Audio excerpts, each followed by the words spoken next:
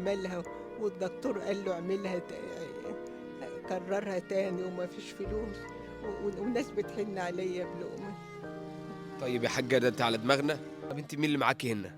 ما فيش حد. انت عايشه هنا لوحدك؟ يا حبيبي، ربنا يديك الصحه يا رب. تعيش يا حبيبي ويبارك في عمرك.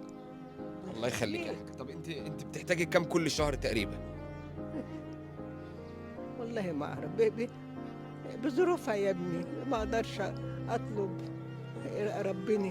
ربنا موجود، ربنا موجود يا ابني. طيب انت يا حاجه كسبتي خلاص ال 200 جنيه دول، فانا هسالك سؤال لو جاوبتي عليه هتكسبي معايا 10 اضعاف الفلوس دي، يعني هتكسبي 2000 جنيه. تمام؟ دي اسمها ايه يا حاج؟ لمبة. اجابه صحيحه. لمبة.